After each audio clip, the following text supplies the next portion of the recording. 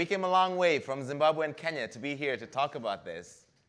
And I'm so glad that, Ken, you're here with us to talk about this 1 billion bricks and what you're doing in Zimbabwe. You're bullish about the economy. You're bullish about Zimbabwe, even when all the headlines say you should not be. So let's start from the top. What is 1 billion bricks? Thanks, Larry, for the question. It's really important. And just to clarify, it took me 21 hours to get here. 21 hours, a long way from Harare. I'm leaving tomorrow morning, so another 21 hours back. I'm less time on the ground in Washington than in... He did all that just to come speak to you guys. How just amazing to be is here that? for you. So yeah, 1 billion bricks. It's a journey that's taken a long time. You know, Tsao says a journey of 1,000 miles starts with one step. This journey started with many steps, and the final step actually I owe to the USA, to America, to an institute called Harvard Business School in Boston. I studied there for 3 years and graduated last year, and in the final year they taught us that everything we thought we knew in business we didn't really know, and that a vision and mission is important, but more important than those two things is having a strategy statement in your company, in your organization. And I would say the country, you know. The billion bricks was born in the final year in my cohort, and most people developed 5, 10-year kind of strategy statements. But I decided in Zimbabwe, one, the environment is going to take longer to get there, and two, the land that we own is big enough to build 1 billion bricks on it. Right. So let's take a step back for a second here. You've been focused primarily on properties since 2007. Mm-hmm. You are a serial entrepreneur in Zimbabwe. Your interests span multiple industries, but West Property Holdings has been your main occupation since 2007, and so you own land that can take 1 billion bricks. That's right. And so your plan is by 2050 you should have put in 1 billion bricks in the ground. That's right. So we've primarily got 3 areas of land, about 1,000 acres in the city, in the capital of Zimbabwe, Harare. And it's going to take 1 billion bricks to build out these cities. So we've actually calculated with the land that we currently own, how many bricks are we going to need to do these developments. It's about $5 billion of capital. And we figured we could get there sooner, but we figured by 2050 we'll get there. Okay, so let's get this out of the way. Do you have $5 billion lying around? Over the next 26 years, yes. Okay, carry on. So to put this vision into reality, we live and breathe at WestProp every day these bricks. We literally have a brick digital meter on every one of our building sites. We've got 10 current sites, 10 projects on the go at the moment. Right. We're increasing it next year by adding another 3 big projects. And at each one of the sites, we've got a digital brick counter that says number of bricks at this site, number of bricks on all sites, and number of bricks in pipeline, which is the total sales that we've generated to date. So we've currently got about 62 million bricks committed, right, which is about 6% of the billion. And we've got there in the last sort of 3 years. So we believe we definitely will get to 1 billion bricks. So this plan includes bringing Dubai to Zimbabwe, includes the Mall of Zimbabwe, which is going to be one of the largest on the continent, includes a PGA Tour style golf course, includes a lot of other elements. Who is going to buy all this property? Well, currently, I'll give you a little bit of a clue.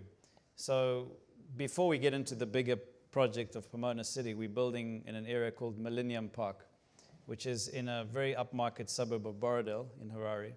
And we're currently on the 4th building of 1,000 flats that we're putting in. Right.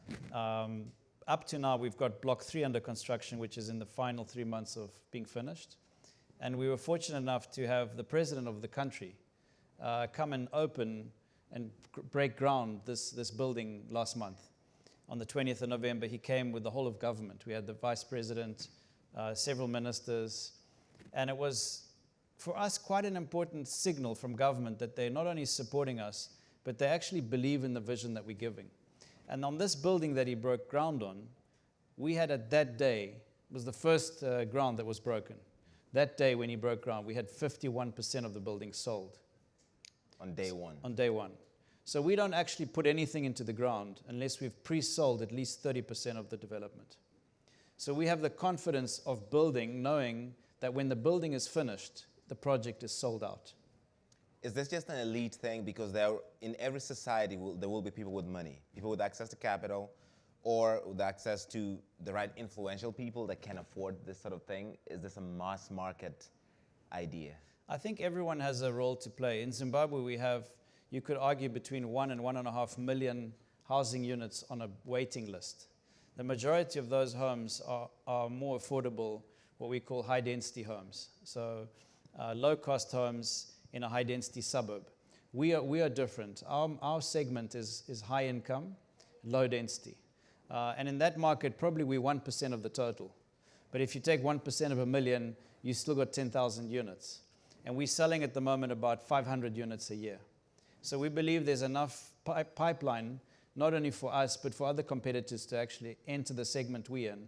And we've seen it. I did a comparison for the president to show him that in that area we were building the 1,000 flats, where the Mall of Zimbabwe is, where there's office parks.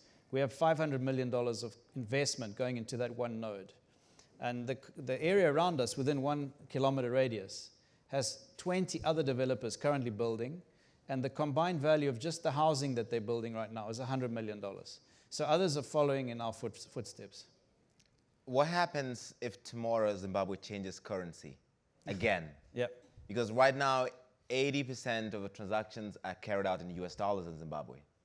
Yeah, it could be even higher. I was speaking to the bread manufacturer, and they were telling me as high as 94% of their sales in US dollars. Right. So I think it's clear that our economy has dollarized. And the reason is because of the lack of trust in the currency. If you go back into history, 2008, the height of hyperinflation, you all know and have heard of the $100 trillion note. Right. When it was printed, it was $200 US. A month later, it was $1. A month after that, it was 1 cent. So complete savings were wiped out of the economy. And this is currently, we're in the third hyperinflation of Zimbabwe. Our currency currently officially is around 6,000 to 1, unofficially 9,000 to 1. And yet a few years back, government redenominated the currency as 1 to 1. Right. So the problem is, once burnt, twice shy. People just simply don't trust local currency. And for this reason, we're very encouraged that the president recently, at ZCon, I was invited as a speaker at the Zimbabwean Economic Development Conference in Victoria Falls just over a month ago. And I presented a paper why the real estate sector had stabilized and in fact grown, in some cases, 12-fold in the last 15 years. Right. And the single reason was that not one transaction in the last 15 years has been in local currency.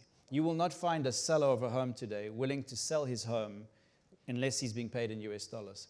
So we need the confidence of a currency that you can calculate risk, because the problem with the local currency is actually the risk calculation. And when you price the premium of that risk, it actually distorts pricing. So I presented a paper, and the next day the president actually announced that he wasn't going to support multi-currency. He wanted the country to go back to Zimbabwe dollars. So if I'm getting you correctly, the dollarization of the Zimbabwe economy is actually good for business. I believe so. And if we look at the confidence the government has given in it, after that conference, 2 weeks later, they made a law pronouncing that the currency would be extended in a multi-currency environment for the next 7 years, until 2030. So we've got a guaranteed tenure for the next 6 years trading in US dollars. There are many people in government, in President Mnangagwa's administration, a lot of Zimbabweans, for patriotic reasons. We're a sovereign nation, we should have our own currency, that would not agree with that decision to keep the dollar until 2030 at least. But as a businessman, you're saying actually this is the best thing to do? I definitely believe it is. If you look at our economy from the height of hyperinflation, when all savings were wiped out, this is now February 2009, when the country decided, at that time it was actually a unity government, decided that we'd go back to US dollars and wipe away local currency. If you take that period from then until now, 14 years, our GDP then was around $12 billion. Today we're between $40 and $50 billion. And I believe in the next 6 years, we can easily get to between 100 and 150 billion US dollars. That's getting close to the vision of the country's government to get us into an upper middle income society.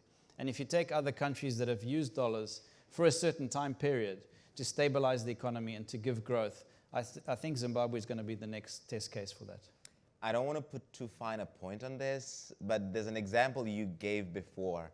a comparison between property acquired in South Africa and in Zimbabwe. The South African rand, in case you've not kept up, has not kept up well against the dollar, to say the least. So I'm sure the audience wouldn't believe this, but it's true. I bought a house, and it was an emotional buy, I admit. My wife wanted to have a house in Johannesburg in a very expensive suburb called Bryanston. And we paid almost $2 million equity for this home. Right. The rand then was around 6-1. So this is quite a few years back. Today, the rand is close to 20-1. It's just around 19-1. And I sold the property this year. I sold it for an equivalent of $700,000. So my negative equity is like 1.3 million. Whereas in Zimbabwe, in the same period where I invested $100,000 in a home, which we converted into an office, we sold it 6 years ago for $700,000. And I spoke to the new owners who'd bought it from the second person, and they said they've just sold it for 1.2 million. So that's 12 times growth in the same period in US dollars. And the South African house lost you $1.3 million. That's it. Even though it's a much more stable economy, it's just the rand has not been doing great. It's all about the currency.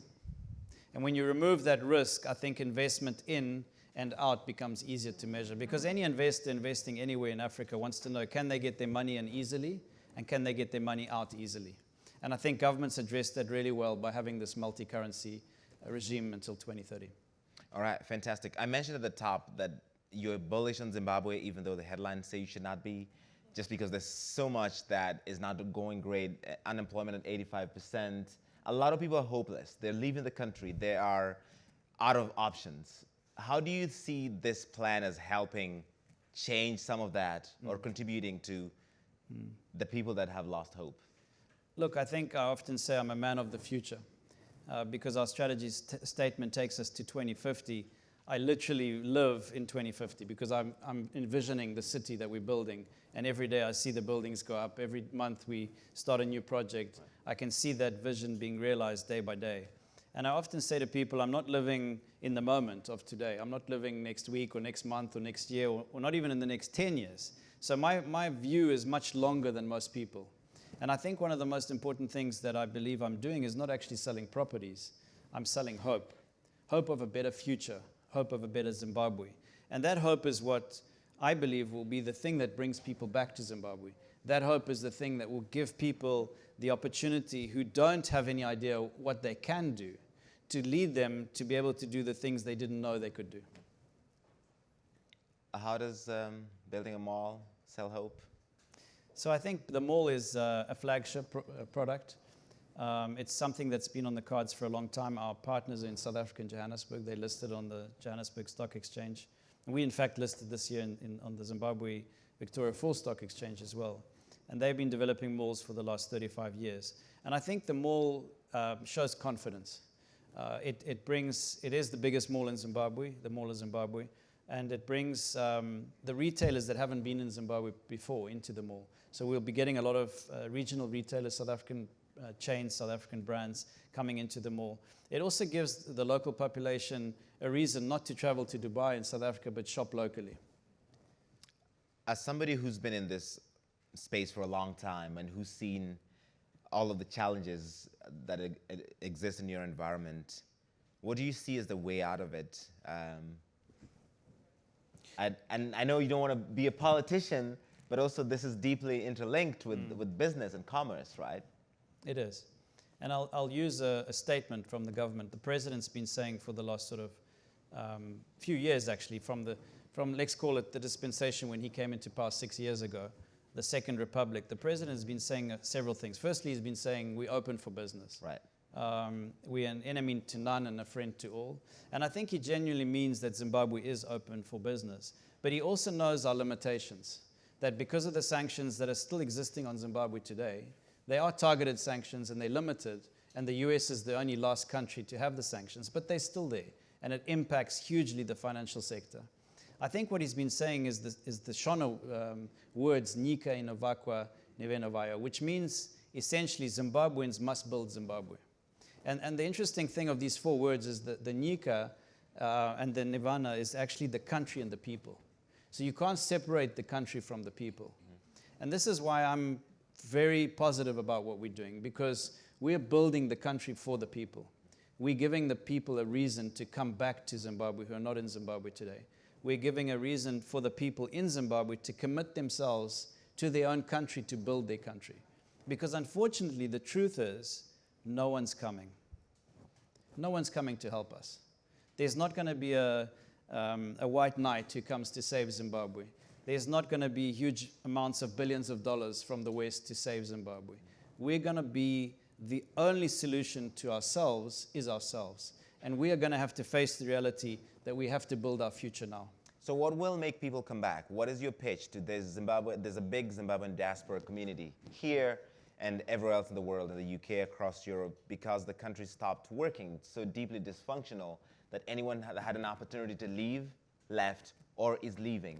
So what is your pitch for Zimbabweans to come back and rebuild? Believe in your future. Build your future. I think Zimbabweans have left the country over the last, you could argue, 2 decades, maybe even 3, in large numbers. We have 4 to 5 million Zimbabweans living out the country, which is almost a quarter of our population. Here in the US, I'm told it could be as many as 500,000 people. And those people are typically highly skilled, hardworking, but they love their country. They remember their roots, and they want to come back. So I think what we're doing as a company, as WestProp, is developing city nodes, and our unique selling proposition, our competitive advantage is that we're actually developing lifestyle estates. We're not just building, buildings on their own, call it residential flats. Right. We actually build a whole node around it. So you mentioned the golf course. It's the first PGA Championship golf course in Zimbabwe, the second one on the continent. Just the renovation of the golf course is costing us $10 million US. This is a $280 million US project that we're launching in the first quarter of next year. And it's the first time in sub-Saharan Africa that we're going to have branded residences attached to a luxury 5-star hotel. So people in Zimbabwe couldn't imagine a luxury at that level yet. It's ultra luxury. Right. But we want to raise the bar so high that it shocks everyone completely. Even our neighbor, South Africa, which is a much more sophisticated, developed economy, doesn't have branded residences. So when we create these lifestyle estates, which we've captured into the slogan of live, work, shop, and play, so live in the homes, work in the offices, shop in the malls, and play in the parks and amenities and facilities we create, the land size that's needed to create such a development has to be large, typically over 100 hectares. And we are fortunate to have 3 nodes that we're developing in Harare of these lifestyle centers. So I think when we sell to the diaspora the vision, it's not just selling a flat in a standalone building somewhere in the city center. Right. You're buying into that lifestyle. You're buying into that secure estate where you are safe, where your children can run around in the park, where you can have an entire life ecosystem around you that is sustainable. So we're very much green orientated as well in our developments. And that's really what the proposition is about. All right. What are the practical challenges of operating in this environment for you who is doing this grand project? And then what do you see as the opportunity? Look, I think always it comes down to the people. Without the right people, you cannot execute on your vision. And we have a culture of excellence in our company that we're creating, a high-performance culture, we call it, and executing in excellence. So we're very goal-focused. I think there's been too much talk for too long in Zimbabwe. And to be honest, it's mainly the political talk that's been on the cards for the last 2-3 decades. So we want to reverse that narrative and talk about the economy. We want to show with our actions what it is that we're doing, because they speak much louder than my words. And our team is focused on what we call OKRs, Objective Key Results. It's an American concept. A guy called John Doerr wrote a book, Measure What Matters. Google uses it. It's their Bible. And we've implemented a similar system in WestProp. We're really focused on annual objectives, quarterly key results, monthly KPIs, daily check-ins. We have a stand-up check-in every day that we do at 8 o'clock. We've never missed one check-in. 6 of the top management suite stand up. You really see the Harvard Business School there, right? I'm sorry, I had to. It was too obvious. So I think it comes back down to leadership at the end of the day. We've been fortunate to be recognized with a huge amount of awards. In fact, our office walls have run out of space to put up the awards. Right. But last weekend I was in Harare at the Zimbabwe Institute of Management, which is an old institution since 1957, and they recognized WestProp as the leading private sector winner of the year, and myself as the CEO of the year. So when we got these awards, they gave a speech about the difference between management and leadership. Management is getting people to do the things they don't want to do, and leadership is actually getting people to do the things they didn't know they could do. And I think that's what it's about, is not only myself as a leader in the organization, but all the people underneath me. I call them leaders, because everyone in their own capacity has the opportunity to lead in their own sphere of influence. It could be at home, it could be amongst their peers, it could be amongst family members, and it could be in the workplace. But if we all take on the leadership role and say, let's get everyone to do what they didn't know they could do, then we can achieve the unimaginable. Then we can achieve the impossible. Talk a little bit about your journey into this, your entrepreneurship from, what, 17? Yeah. You've been doing this since you were 17. That's right. How did it all begin? Oh, well, it began with this beautiful lady sitting across the room. I was studying in the UK and came back to Zimbabwe, and she was traveling from the Soviet Union. This is back in 1991, before the Soviet bloc had fallen. She's from Bakhmut, which used to be called Artyomovsk, which is in Ukraine. Right. Unfortunately, it's now an occupied war zone with Russia. And I fell madly in love with her and decided to follow her back to the Soviet Union. Dropped out of school at 17, became an entrepreneur, and the rest is history. That's his wife over there, by the way, in the front row, with the proudly filming this session. And so, of all the things you've done, why did you decide property would be a key plank for it? You know, one of my Ukrainian partners, I have business in Ukraine, said to me, in the 90s and 2000s, you could say there was similar things happening in the two countries with economic development. We went through what's called ESAP, Economic Structural Adjustment Program, from 1990. That's when the economy kind of opened up. The walls fell down in the Russian sense, and the economy started to open up. So you saw a similar growth of property values from back in the 90s, early 2000s. You could buy an acre of land for like $20,000. They just broke the record, and an acre of land in Harare was sold for $800,000. Wow. In Nairobi and in Cape Town, you can find the same land being sold for $2 to $4 million for an acre of land. So I don't believe we've reached the ceiling yet. But from 20 to 800,000 is 40 times. So I saw that opportunity of the growth of the land value, and we took an active decision, a very strategic and deliberate decision to invest in land, to accumulate land banks, to invest in properties. And to be honest with you, in 2007, I had a ski accident, a life-changing ski accident in Whistler in Canada. And that put things into focus for me. So my priorities became less about having more businesses and more about less is more, and focusing on that one thing that I thought would have the biggest difference, and it happened to be real estate. I have a few more questions, but I want to make sure if you have any questions in the audience, this is a good time to get them in. Any questions? I think they're just awestruck. Who said no? Nee, you want to ask a question? Over there, yeah, at the back.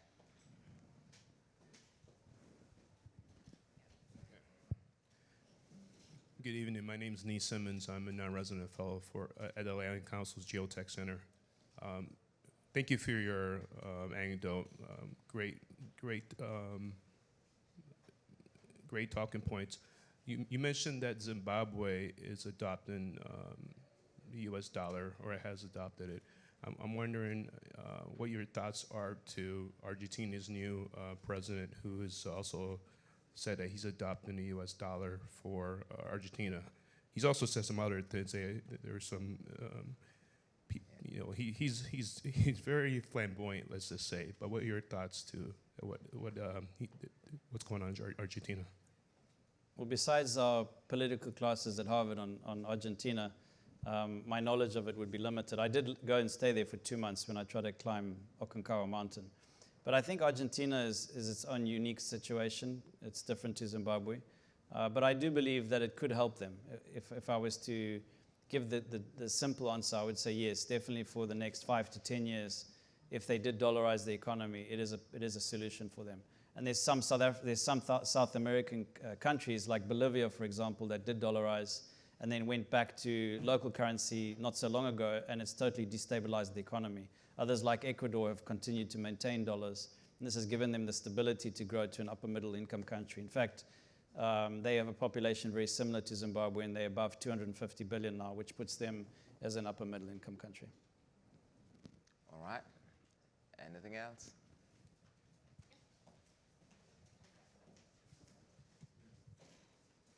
So my question again is on dollarization. So how do you see that in a parallel with, like, because I assume we're mostly Anglophones here, at the CFA franc, and where do you see that coming in the parallels between them? Look, I think any currency that's trusted is an opportunity, is an option. It's just that in Zimbabwe in particular, and in many other developing countries, US dollars is the trusted currency. So the Eurozone is a possibility, but I don't think euros are used as much. We've heard of now a possible new currency that would come into existence in the next few years. Both locally, they've digitalized gold currency. They've introduced a local gold currency. And I think these are all novel ideas, but at the end of the day, it's what people really trust. And I see some of the criticism about the CFA franc and the French involvement in that, and a lot of these, especially French-speaking West African nations seeking independence, economic independence from France, which is the same argument for some in Zimbabwe about if you're dollarized, then you're still tied to the US government, and some people that want sovereignty want to step away from that, even though it doesn't give the same ability to predict the future for a businessman like you if you are in the dollar as opposed to a reintroduced Zimbabwean currency? In a global context, I do think that people will move away from dollars in the next 10 years. But I don't think there'll be a large enough move away from dollars to either destabilize the US economy because there's too much debt, especially with China, and I don't see them dumping those bonds. So I think the US dollar is there to remain, and probably it will continue to be a large influential force in the monetary system in the future. Right, he wants to follow. Sure, thanks, Karen. You just mentioned that your company is listed now on the Victoria Falls Stock Exchange, and is trading in dollars. Can you please comment on how liquid that exchange is? And I think it's an opportunity for everyone here to participate in the upside of the 1 billion BRICS vision. Thanks. So thank you for the question. We listed in April this year, and our share capitalization is about $300 million. We believe we'll grow the equity value of the company to $1 billion. So there's definitely an upside in our counter. The total stock market is a value of about $2 billion today. It's a new market. It's the first stock market in Africa that's totally US dollars. It's a very low tax market, so the transactional costs are very low. And there's special capital concessions on the tax rate. So the most preferential tax agreement in the world with Zimbabwe has a 10% withholding tax, and they've reduced that to 5% from listed entities. So shareholders in the listed entity remitting their dividends would only pay a total of 5% tax under the double taxation agreements with a lot of countries. So I think from efficiency for us, it does make sense. We've had to give up ownership, so 30% of the company ultimately is held in public hands. But we know that the value we're creating far outweighs the loss that we've had on giving up the equity. Okay, to wrap up here, how much do you worry about political instability? How much do you worry about what politicians say or what happens when you've got so much invested in the economy and still so much of a pipeline coming? I would say three things. Firstly, because I'm a man of the future, I'm not really concerned about politicians who are elected into office for 5 years. Of course, we work with them. I work with the president. We work with the government. We work with the cabinet. We respect the government in charge. And we believe that there's a role for both private sector and government to play. But because my horizon is, let's say, 50 years, in 50 years' time, Zimbabweans are going to have a completely different, unique environment to what they have today. The second thing I would look at is what's called Hunu in Shona, or Ubuntu, which is this kind of togetherness, oneness. Someone translated it for me at our Christmas event yesterday in Harare to say it's dignified humanity. And I think if you think of that, us people, as a Zimbabwean people, two nations, the Ndebele and the Shona, of oneness, it doesn't really matter what the political affiliations you have or what differences you have. So long as you all are driven by creating that one country that benefits all, then we can work together. Right. And lastly, I would say this, is that the greatest asset of Zimbabwe, I've said it many times, is not the resources in the ground, it's not the agricultural fertile land we have, or the beautiful nature, or the minerals that we have billions or tens of billions of dollars. It's really the people of Zimbabwe. They're our greatest asset. And that's who I have confidence in, and that's why I'm building Zimbabwe. Regardless of what the politicians say, regardless of who's elected, You have faith in the people, and that's who you're building for. That's it. That's a great place to end it. A big round of applause for Ken Sharpe, please. Thank you.